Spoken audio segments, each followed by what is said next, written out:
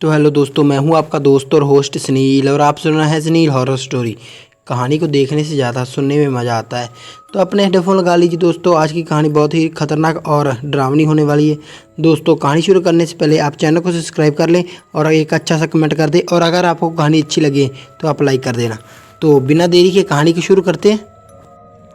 Hello दोस्तों, मेरा नाम प्रकाश ठाकुर है और मैं दरभंगा का रहने वाला हूँ। अभी मैं काम की वजह से दिल्ली में शिफ्ट हुआ हूँ।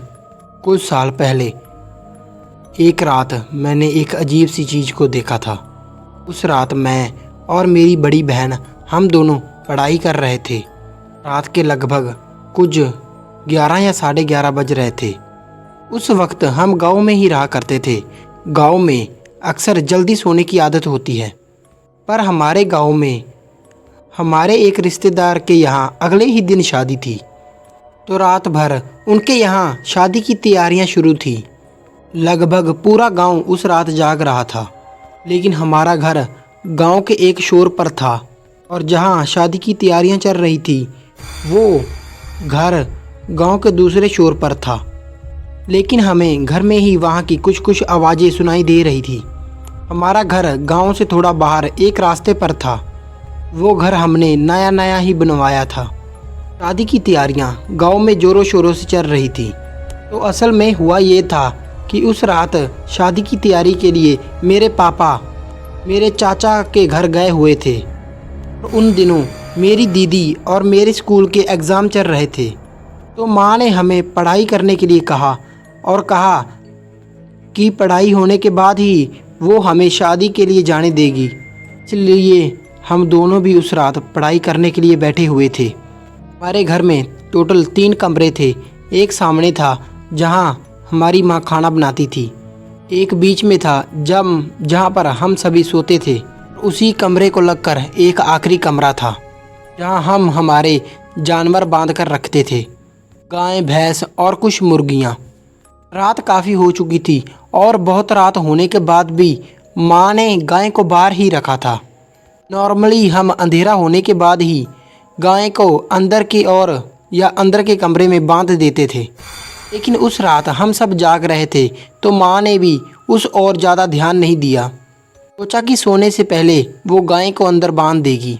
अब माँ भी गांव के अंदर जाना चाहती थी, लेकिन वो भी हमारे कारण वहाँ रुकी हुई थी। करीबन आधी रात को अचानक हमारी गाय ज़ोर ज़ोर से आवाज़ करने लगी। पता ही नहीं चला कि वहाँ क्या हुआ था। माँ को लगा कि वहाँ पर छोटा मोटा जानवर आया होगा, मतलब कोई सांप या बिच्छू वगैरह। तो वो जल्दी से लाठी लेकर घर से बाहर चली गई। माँ ने गाय के आसपास देखा तो वहाँ कोई भी जानवर नहीं था।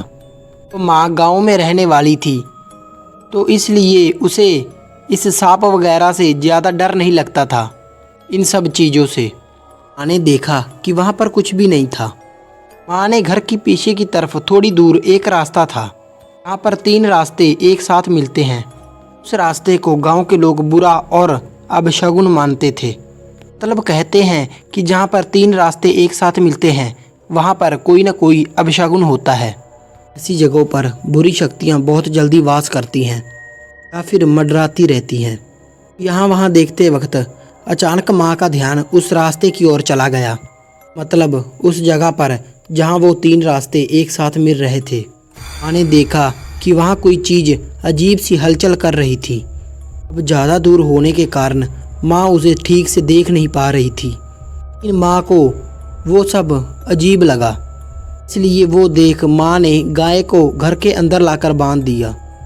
उस वक्त हमारे घर के बाहर पीछे की तरफ बस एक छोटा सा वक्त लगा हुआ था, और उसी के ऊपर घास की एक छत थी, और उस छत के छांव में हम दिन भर जानवरों को बांधा करते थे। गाय को अंदर बांध देने के बाद वो फिर से पीछे की ओर चली गई। शायद माँ देखना चाहती थी कि वो चीज़ क्या है। पीछे जाते ही कुछ देर बाद अचानक हमें माँ की एक जोर की चीख सुनाई पड़ी। दीदी और मैं माँ की वो चीख पुकार सुनकर चौंक गए और दौड़कर ही पीछे चले गए। माँ वहीं पर खड़ी थी और एकदम सीधी खड़ी होकर वो रास्ते की ओर देख रही थी। हमने देखा कि खड़े खड़े ही उसके हाथ पैर थरथरा रहे थे। और माँ बहुत ज़्यादा घबराई हुई थी। हमने पहली बार माँ को इतना घबराए हुए देखा था। तब मैंने और दीदी ने भी उस रास्ते की ओर देखा। तब हमने देखा कि हमारे सामने धुंधले अंधेरे में कोई चीज़ हमारे आगे पीछे चल रही थी, लेकिन वो बहुत तेज़ हलचल कर रही थी। लेकिन उस चीज़ के बारे में तब तक हमें इतना अजीब नहीं लगा, पर हमें डरा देने वाली बात ये थी कि हमें देखते ही देखते हमारी आंखों के सामने उस चीज़ का आकार बहुत बड़ा होता गया, मानो जैसे किसी बैल या घोड़े जितना बड़ा। जबकि पहले हमने देखा था तब उसका आकार किसी कुत्ते जितना छोटा था। हम तीनों भी आंखें फाड़कर उस चीज़ को देख रहे थे। माँ तो अभी भी उसी हालत में खड़ी थी। फिर से हमने देखा कि उसका आकार और बढ़ता जा रहा था। अब तो वो धीरे धीरे इतना बड़ा हो गया था कि बताना भी मुश्किल है। उदाहरण किसी 20 या 30 फीट पेड़ जितना।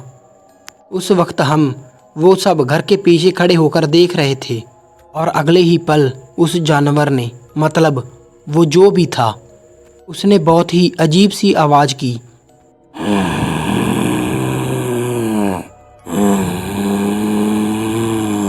की आवाज़ होते ही घर के पीछे जो बल्ब जल रहा था वो फटकर फूट गया। उसकी आवाज़ के साथ ही उसका आकार और बड़ा होता गया।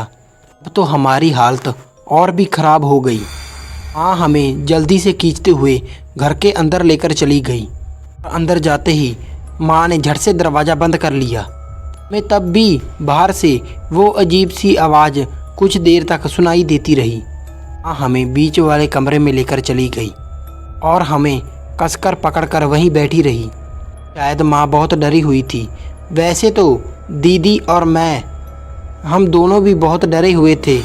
हम दोनों इतना डरे हुए थे कि हमने एक दूसरे से बात तक नहीं की, और ना ही उस जगह से उठने की हमारी हिम्मत तक हो रही थी। पता नहीं कि हम वहाँ कितनी देर से बैठे हुए थे। फिर कुछ घंटे बाद पिताजी घर आ गए।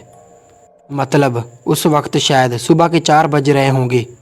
उन्होंने सामने का दरवाज़ा खटखटाया, लेकिन तब भी माँ सामने का दरवाज़ा खोलने के लिए राज़ी नहीं थी। फिर बहुत बार दरवाज़ा खटखटाने के बाद उन्होंने हमें आवाज़ दी। अब कहीं जाकर माँ को होश आ गया और उसने जाकर दरवाज़ा खोल दिया। घर के अंदर आते ही पिताजी माँ पर थोड़ा सा गुस्सा हो गए और उस पर चिल्लाने लगे, तुम अब तक यहाँ क्या कर रही हो? शादी की तैयारियों में क्यों नहीं आई? वहाँ पर सब लोग तुम्हारा ही इंतज़ार कर रहे थे। माँ ने उनकी जवाब कोई भी नहीं दिया बात का, जैसे वो किसी सदमे में चली गई थी। फिर जब पिताजी ने हम तीनों की हालत देखी तो वो भी थोड़ा चौंक गए। उन्होंने सबसे पहले तो माँ को छू कर देखा। अब उनको पता चला कि माँ को तो बहुत तेज़ बुखार था। माँ को चेक करने के बाद वो हमारी ओर बढ़े और फिर उन्होंने हमें देखा, और उन्होंने फिर देखा कि माँ के साथ साथ हमको भी बहुत तेज़ बुखार है। उन्होंने माँ से पूछा कि क्या हुआ है, तुम तीनों इतने घबराए हुए क्यों हो? अब मैंने थोड़ी सी हिम्मत कर कर उनको बताया कि हमने पीछे के रास्ते पर एक अजीब सी चीज़ को देखा था, जिसका आकार बढ़ता ही जा रहा था। वो चीज़ आकार में क्या थी वो बताना मुश्किल है, पर वो पहले किसी खरगोश जितनी बड़ी थी। फिर बड़े होते होते वो किसी ऊंचे पेड़ जितनी बड़ी हो गई थी। उसकी आवाज़ भी बहुत ही अजीब थी। ये सब देखकर हम सब घबरा गए थे। पिताजी समझ गए थे कि ये कोई देवी शक्ति या फिर किसी अमान्य शक्ति के कारण हुआ है। पिताजी उसी वक्त गांव के पुजारी के पास चले गए और उन्हें हमारे घर लेकर आ गए। पुजारी जी ने हमें आकर देखा और फिर हमें एक मंत्र बताया और कहा कि जब तक मैं वापस नहीं आ जाता तब तक तुम तीनों वो मंत्र बोलते रहना। उनके कहने के मुताबिक हम तीनों भी मंत्र उच्चारण करने लगे। पुजारी जी कुछ कपड़ा जलाकर हमारी बताई गई जगह पर घर के पीछे चले गए। वहाँ पर जाकर कुछ 15 या 20 मिनट बाद वो वापस आ गए। घर आने के बाद उन्होंने हमारे माथे पर और दोनों हाथों पर तिलक लगाया और हमारे एक एक हाथ में लाल धागा बांध दिया। फिर उन्होंने हमें बस आराम करने के लिए कहा। तब पुजारी जी ने हमें बताया जहाँ पर 3 रास्ते एक जगह पर एक साथ मिलते हैं, इसी जगह पर अक्सर आत्माएं भटक जाती हैं। उन्हें समझ नहीं आता कि उनका रास्ता कौन सा है। ऐसी परेशानियाँ बेचैन हो जाती हैं, गुस्सा हो जाती हैं, वो उसी जगह पर घूमने लगती हैं। शायद उसी वक्त तुमने उसे देख लिया होगा और उसका बढ़ता आकार देख तुम सब लोग डर गए होंगे। उन्होंने कहा कि अच्छा हुआ कि वो रास्ता हमारे घर की तरफ नहीं आ रहा था, वरना वो भटकती हुई आत्मा हमारे घर तक आ जाती तो हम में से किसी को पकड़ लेती। दोस्तों, पर वो चीज़ क्या थी ये तो हमें पता नहीं, पर जैसा पुजारी जी ने हमें बताया था हमने वो मान लिया था। पर वो जो भी था वो बहुत ही भयानक लग रहा था। पल पल उसका आकार बढ़ता जा रहा था। अब आप लोग भी कमेंट कर कर हमें ज़रूर बताएं आपका इस चीज़ के बारे में क्या मानना है। जैसे पुजारी जी ने कहा था, क्या ये बात सच है? अब जहाँ पर ऐसे 3 रास्ते एक साथ मिलते हैं वहाँ कुछ बुरा या अपशगुन होता है। पर क्या आपके गाँव के आसपास भी क्या कोई ऐसी जगह है इसके बारे में गांव के लोग कुछ भी अजीब या भूता बातें करते हैं? आप लोग कमेंट कर और अपना अनुभव बता सकते हैं, मेरे साथ शेयर कर सकते हैं। तो दोस्तों, कैसी लगी आपको कहानी? लाइक शेयर कमेंट करके ज़रूर बताना और चैनल को जरूर सब्सक्राइब कर लेना। मिलते हैं इससे भी डरावनी और ख़तरनाक कहानी में।